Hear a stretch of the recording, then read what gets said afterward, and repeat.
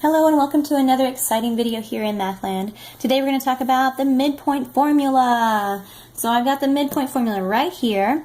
It's actually the average of the 2 points at the end of a line segment. So I've got my x terms. I'm going to find the average of my x terms and the average of my y terms, and that's the midpoint. It makes sense, right? It's in the middle, so it's going to be the average of the two. Okay, so it's an ordered pair, and that's the point of obviously the midpoint between those 2 points. So let's go ahead and work out this example. I have M as the midpoint of segment AB, where A equals this and M equals this. What are the coordinates of B? Okay, so it's not as straightforward as, say, just plug the values into this formula and boom, you'll have your midpoint. I've actually given you 1 point, so I have A and B. Here's my M. M is the midpoint between these two.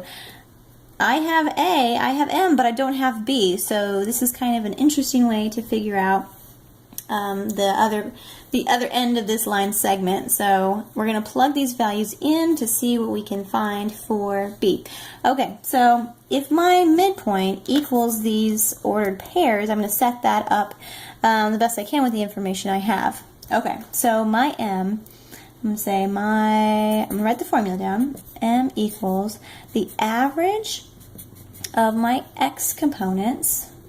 So I'm going to add them up and divide by 2. Oops, I don't have any parentheses there. That's a big comma. And then my y, and the average of my y components there. Boop. So that's more like just a comma. Okay, so let's plug these values in. So my midpoint is 4, 7, and that should equal, let's see, I'm going to call this my x value, my x1, and my y1.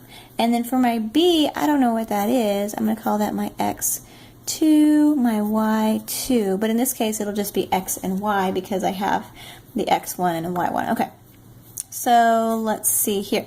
X1, I've got -6 plus my other x component to my b. I don't know what that is, so I'll just call that my x over 2, comma, and my y component to my a is 3 plus, I don't know the y component here, so I'm going to put y over 2.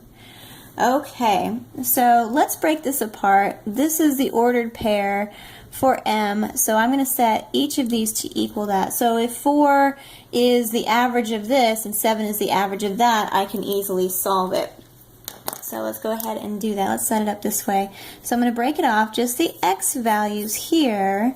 I have 4 should equal -6 plus x over 2.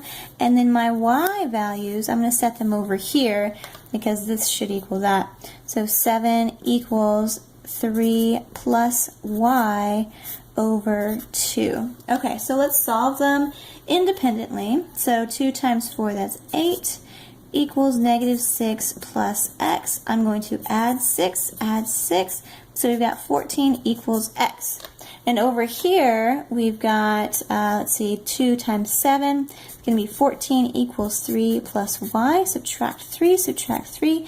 That's going to be 11 equals y. So these are my values for the missing endpoint to our segment. So the coordinates of B are 14, 11. Ta-da! That's it. Midpoint formula using where I just had the one end of the segment and the midpoint. If you just had the endpoints, you can find the averages of the 2 x components and the y components, and that would be your midpoints. So I tried to find something a little bit more challenging. Enjoy.